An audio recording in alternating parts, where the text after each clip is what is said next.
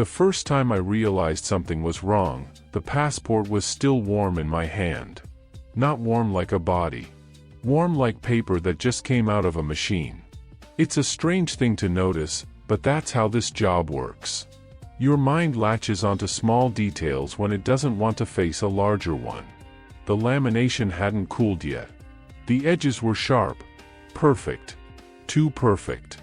I was standing in a third-floor office that officially didn't exist. No sign outside. No name on the door. The elevator only worked if you held the button a little longer than felt natural. Long enough to make you think it was broken. The room smelled like carpet cleaner and old coffee. The kind of smell that tells you people spend a lot of time here pretending not to be nervous. The man across the table was a contractor. Civilian.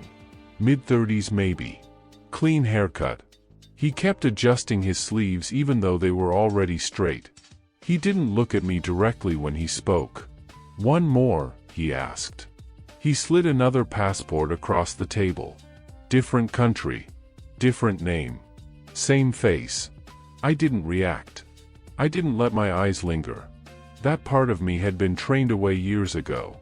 I treated it like paperwork. Like I hadn't just seen a man I believed was gone. I nodded. He slid a third one. Again, same face. I picked up the first passport and felt the heat through the cover. That's when something quiet shifted in my chest. Not fear. Not panic. Recognition. Because that face didn't belong in any active file. And yet someone had gone out of their way to recreate him perfectly, and place him directly in my hands. I closed the passport and slipped it into my jacket. "You'll be paid," I said. The contractor laughed too quickly, like he needed the sound to fill the room. I didn't stay to hear the rest. I walked out without rushing. Rushing is how you tell on yourself. In the stairwell, the door closed behind me and the noise of the building dropped away. I stood there for a moment, breathing slowly, letting my pulse settle. This wasn't supposed to happen. I wasn't supposed to recognize the face. And I definitely wasn't supposed to recognize it this clearly. 2 hours earlier, my day had been normal. Emails. A secure call. A briefing that went nowhere. Then a message came through a channel that wasn't assigned to me. No subject. No sender. Just a location. A time. And one sentence that tightened something in my stomach. "Bring your old notebook." Not my phone. Not my badge. Not my laptop. My old notebook. The one from my first tour. I hadn't opened it in years. It sat on a shelf behind training binders and manuals I pretended I still needed. I almost left it there. Almost told myself that if they really needed me, they'd be more specific. I brought it anyway. That was mistake number one. The building I walked into looked ordinary. That's how you know it's not. No extra guards. No metal detectors. They didn't take my phone.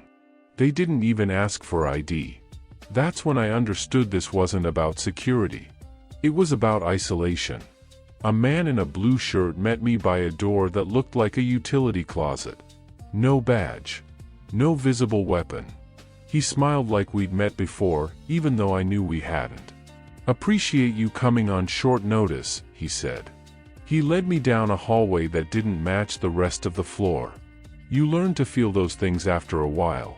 When buildings stop obeying logic, it's because you're somewhere you're not meant to remember. Inside the room, a woman sat at the table. Late 40s. Hair pulled back. Simple jewelry. She didn't stand when I entered. She watched me like she was checking something off in her head. "Sit," she said. I sat. She nodded at the notebook in my hand. "You still keep paper," she said. I didn't answer. The screen behind her turned on. Not a dramatic map. Just a few city blocks highlighted. A red dot pulsing slowly. Athens. She watched my face carefully. "We have a problem," she said. "It's old. It's internal.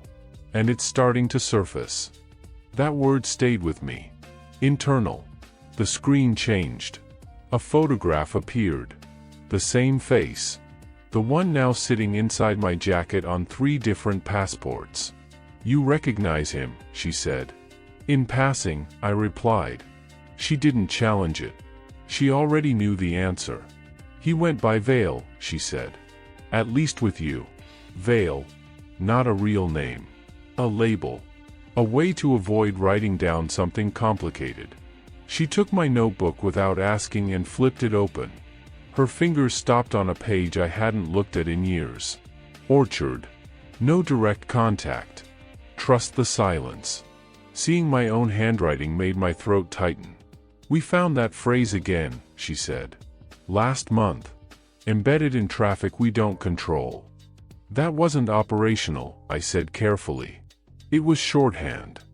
I know, she replied. That's why it matters. She slid a folder across the table. Inside were things I thought were buried. Transfers. Locations. A transcript with names removed. And one sentence at the top of a page that made my hands go cold. If he comes back, let him see the passports. I looked up at her. You were always meant to notice, she said quietly. That's when it hit me.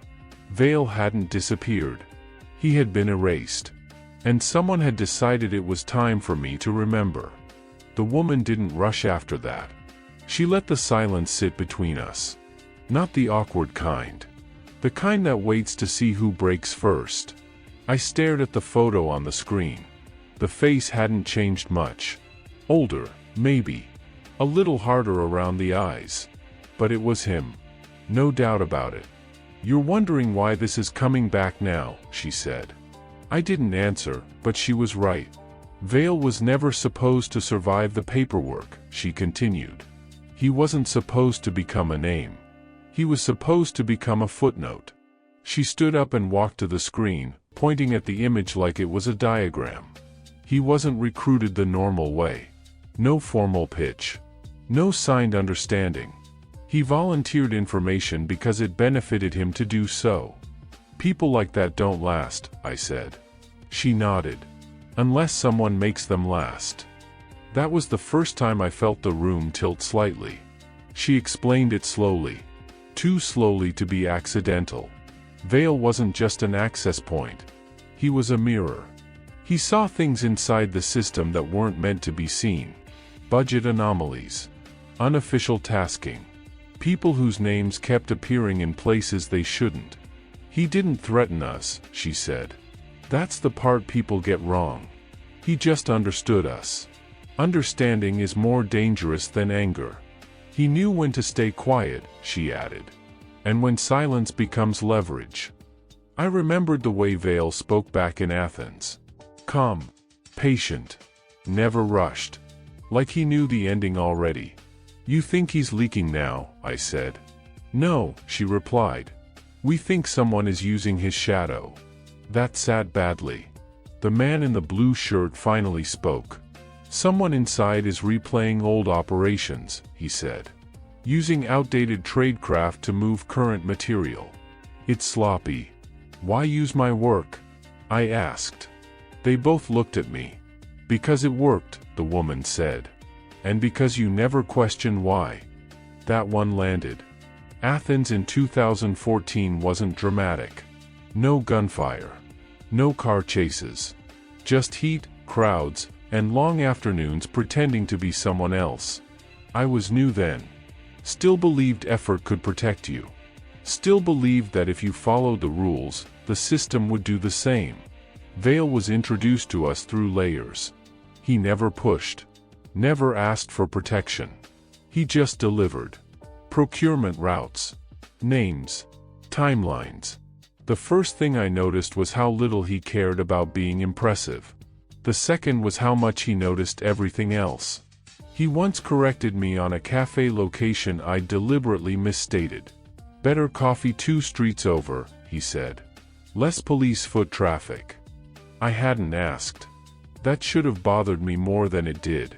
Then came the message. Emergency. Direct contact. Tonight. No code word. No authentication. Just urgency. I remember staring at the screen longer than I should have.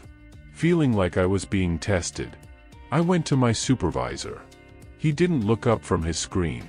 "What's your gut?" he asked. I hated that question. I told him I thought it was real. He sighed. Then he said something that still follows me. "Meet him or bury him. But don't sit there pretending indecision is integrity." So I went. The apartment was quiet. One lamp. Cheap furniture. Curtains pulled tight. Vale sat at the table like he'd been there all night. "You came," he said. "You asked me to," I replied. He paused. Just long enough to be uncomfortable. "Did I?" he asked. That was the first crack. I ignored it. He didn't give me documents. He gave me a phone number. Handwritten. "If you ever hear my name attached to something bad," he said, "call this. Don't tell anyone." I asked why. He leaned back and studied me. "Because when this ends," he said, "someone will need to be blamed. And it won't be the people who deserve it." Then he did something that made my stomach drop. He placed my real badge number on the table. Not my name. Not my cover. The number. "I'm not threatening you," he said. "I'm explaining the rules you're actually playing by." I should have left. Instead, I stayed another 10 minutes. 3 days later, Vale vanished. The file said, "Compromised." The system moved on. So did I. Or so I told myself. Back in the present, the phone sat between my hands. The same number. I pressed call. Vale answered like no time had passed. "You took your time," he said. My mouth was dry. "You're alive." "That depends on the definition," he replied. "They told me you were ours," I said. A pause. Then a quiet laugh. "They always say that afterward," he said. "Makes it easier." He explained what happened after Athens. How he realized the operation wasn't about intelligence anymore. It was about insulation. Protecting certain people from exposure. "They didn't erase me because I betrayed them," he said. "They erased me because I didn't." That sentence stayed with me. Vale told me about the burned assets. Tehran. Bucharest. Nairobi. Same mistakes. Same rhythm. My old rhythm. "Someone is copying you," he said. "Poorly. And people are paying for it." I felt sick. "They're using your past to hide their present," he continued. "And they knew you'd recognize it." That's when I understood why the passports came first. Someone wanted to wake me up. The woman didn't deny it when I confronted her. "There's a layer you never see," she said. "It exists to protect continuity. Careers. Stability. By sacrificing assets?" I asked. She didn't answer. That was answer enough. Vale wasn't the threat. The threat was what he knew. I spent nights going through old files. My files. Looking for the lie I'd accepted. It wasn't one decision. It was dozens. Small ones. Convenient ones. Loyalty, I realized, is easy when it's abstract. Truth costs more. I didn't go to the media. Didn't leak. I fed the truth back into the system. Slowly. Carefully. Through channels that couldn't be shut down without exposure. Names. Dates. Patterns. No drama. Just inevitability. Vale disappeared again. This time by choice. Years later, people ask if I regret it. I tell them no. Because the CIA didn't hunt the wrong man. They trained the right one. And I finally understood my real role wasn't to protect the system. It was to decide when silence stops being loyalty. And becomes a lie.